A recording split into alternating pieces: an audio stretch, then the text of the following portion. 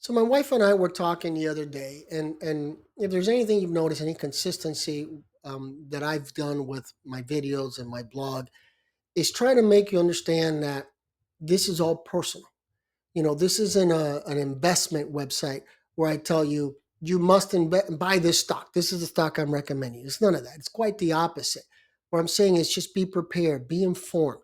We're seeing now like it seems like we're heading head first, right, 100 miles an hour towards a recession. Top economists, whether it's Goldman Sachs, whether it's JP Morgan Chase, saying 40, 50% odds of a recession, odds that nobody likes. And I've been saying for months now, be prepared, be prepared for what's coming. So my wife and I have been going back and forth. Now, this last hurricane, total loss on my wife's car. There goes a few grand that I had to take out of pocket to buy a new car. And now comes this issue. My camper was also should have been a total loss. The insurance company messed up. They didn't. Now I'm kind of glad that they didn't because I didn't feel like buying another camper, taking out more money. Um, but we've been discussing back and forth because of hurricanes. We're sick of them going out west. Plus, we like, that area, the topography in that area, those mountains, the canyons, stuff that we like when we go camping. That's pretty much the only vacations we take. Everything we take is around camping. We've already done enough trips and all that. That's all we like to do. Good way to, let our hair down and relax. But we've been talking about moving out west now for a while. I've been wanting to move out west since 1994. It didn't happen, obviously. And when we started traveling together, she was like, "Yeah, I like it out here too." And we almost did it in 2015. We did it at the last second. We decided against it. It wasn't to our advantage. But we've been talking about it again because of those damn hurricanes. And I told her, "Okay, we're going to go." When the hurricane came, it was like, let's just sell and go. We spoke to a realtor and I said, let's get rid of some debt first. We can do this all in less than a year. And then we'll go ahead and we'll make our decision then to just sell, pocket the equity, go buy a new place in a new state out west, and we're done, right?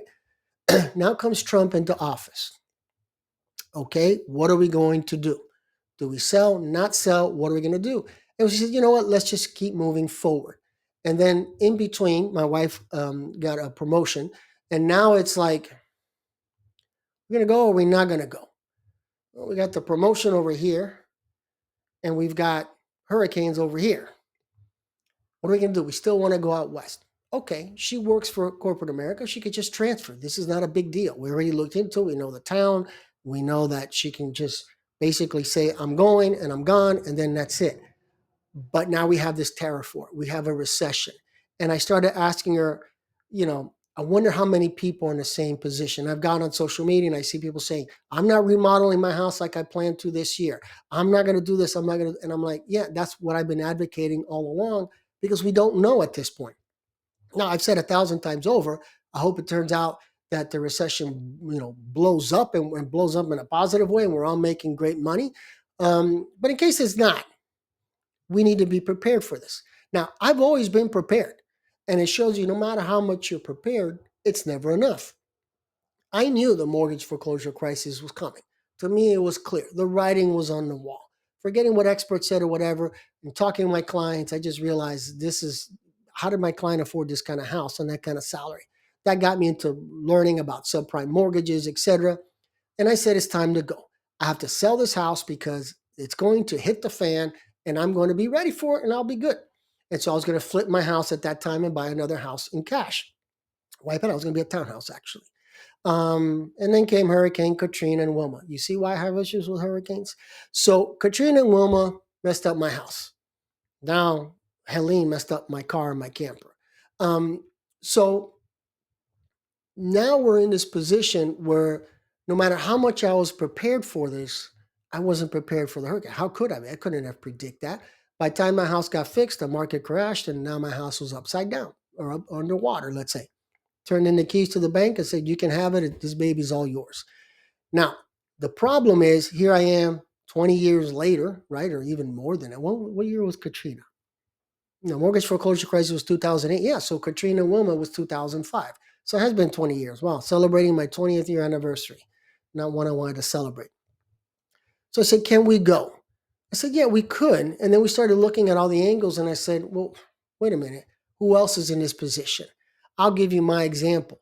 I was going to buy, and I'm not going to do the investment just because I don't know if I'm going to be here long enough. But I said I'm going to buy a aluminum shed to cover up my camper. It's a pain. Those black streaks were moving. It's a pain in the ass to deal with. So all of a sudden the tariffs come in, and I've posted on social media what it would cost. I went from 9,000 to now this is going to cost more than $12,000 for the same thing. There's nothing different. It's not bigger, taller, longer, prettier, nothing. It's the same exact thing. Then I said, okay, is now the time to get into a $12,000 hole for this? And I'm not going to make my money back when I sell the house. It's kind of like just lost 12 grand. Maybe the person who buys it doesn't even have a camper. Then it's really, I'm not going to get my money back. But I'll get my money back on my garage because that's an enclosed garage. Um, so I'm looking at the situation and I say, you know what? For $80, I bought like a topper, nylon. I put 2x4s on it because it's windy and it's blowing everywhere. And I said, for now, this is going to have to be the way that I have to spend less time waxing the camper because it doesn't make sense to invest $12,000 right now. So what about going cross country? Same thing. If my wife, she might walk in as a supervisor, but the question is, so what? If things really go bad and the company starts issuing cuts, I told her chances are first one in, first one out. Now what are we going to do? I said, at least here, your job's secured everywhere. Even if there's cuts, we don't have to worry about it. But you go over there, it's not going to be the same thing. So I started thinking, who we can't be the only ones. And obviously that's, an over, Captain Obvious here, but excuse me again, this nasal voice, I need this. I need the liquids. But it made me realize that even though we want to go, even though we can go, maybe now is not the time to go. If something changes, yeah, we'll get rid of the debt within the time frame that I expected. Uh, but that's not the issue. Right now, maybe it's okay to buy a mortgage, to get into the debt of a mortgage. But what about in 6 months from now? Is it going to be easier? I mean, I'm giving a large deposit, but so what? Maybe that's not enough to get the banks excited. Interest rates might be higher. I don't know. Maybe the interest rates go lower, increases the value of home. So I sell my home for more, but I have to buy the other one for more, which means I'm getting into more debt. But what it comes down to is just now's not the time. And that's what I want all of you to understand today. Maybe now's not the time. You have to look into your crystal ball. You have to look into the future and say, what could go wrong? Murphy's Law.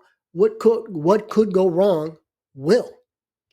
I was ready for that mortgage foreclosure crisis. I saw it. To me, it was like the writings on the wall. I was getting faxes. There was smoke signals. I got all the signs that I needed to see to know that this is where we were heading. And yet still, it wasn't enough for me to avoid it. Now, again, things happen, right? Could be another hurricane destroys this house and I'm back to square one. I realize that. But this time it wouldn't matter because I'm not looking, I'll just get my money and get out of here as fast as possible. But you see the issue that we're all facing. And that's why I'm saying be careful what you're going to do. This may not be the time to remodel your home.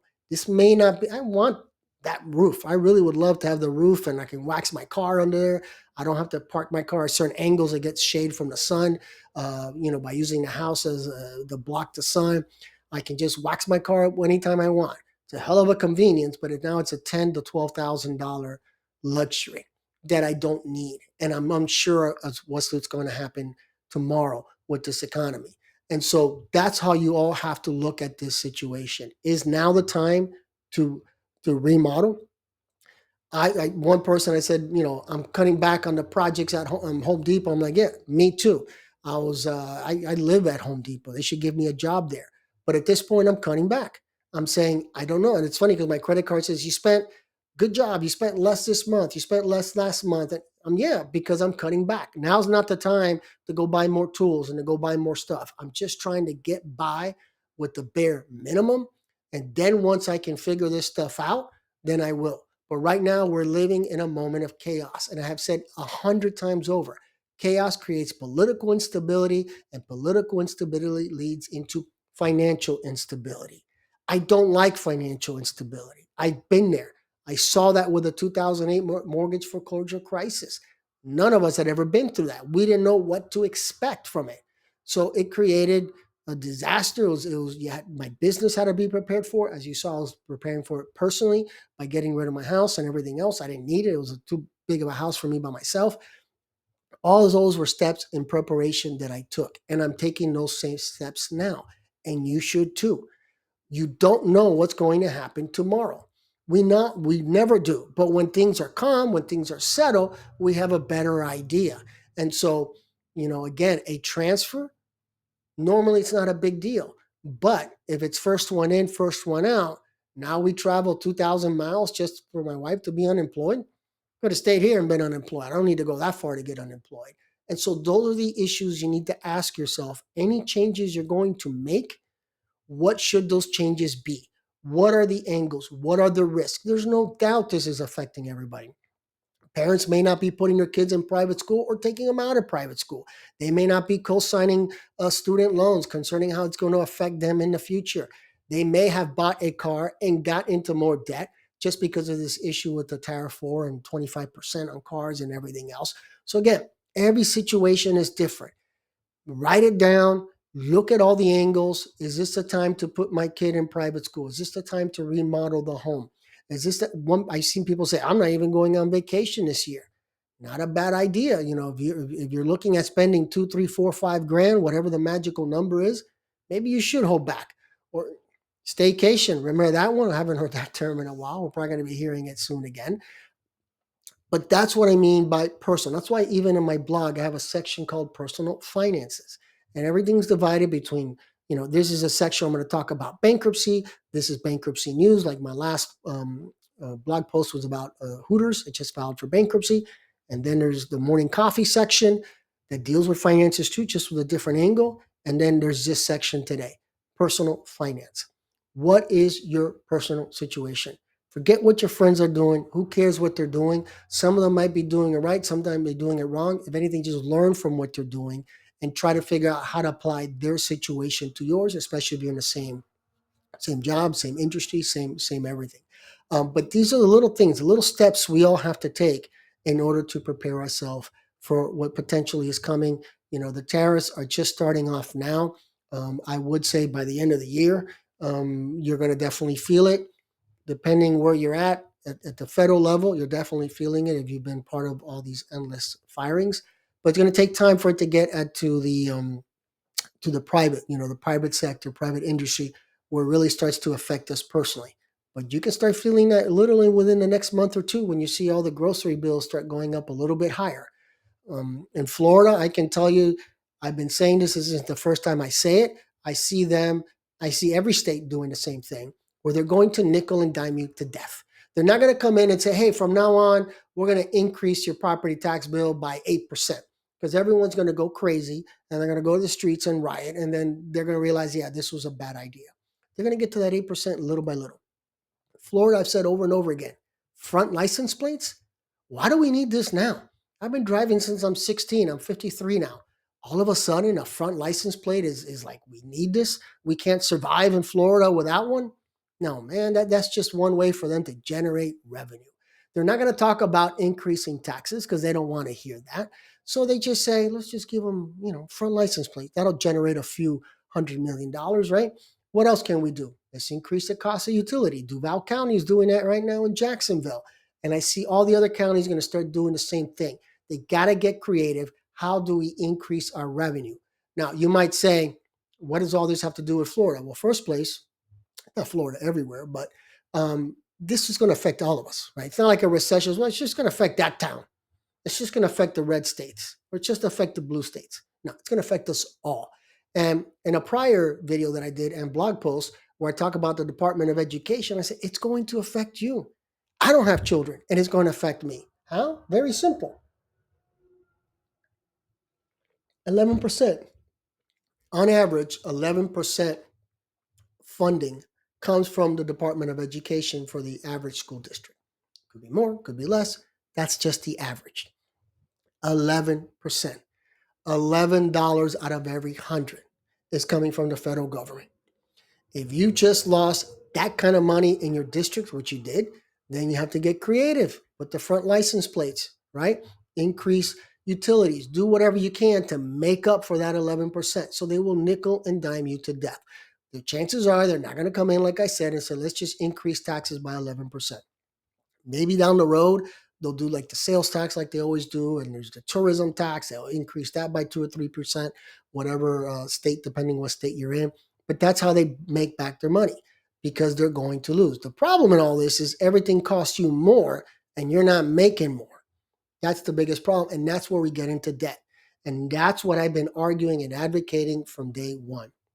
The other issues with student loans. How much do you have to pay? Nobody knows that yet, right? The student loans, we don't even know where it's going. Is it going to the SBA? Is it going to the Department of Treasury? Neither one of them has dealt with student loans. That's going to be a mess. But once they figure that out, are they going to come up with crazy numbers like you have to pay $1,000 a month? You don't have it. So, my answer is you can't squeeze blood out of a stone. So you can't take what you don't have. So that's not a concern. But if you haven't been paying post-COVID and now all of a sudden say you got to pay $300 and to avoid the tariffs and you had an older car, whatever the story might be, you also got a car and that's another $300. You just increased your expenses by $600. Now we start nickel and diming you to death, right?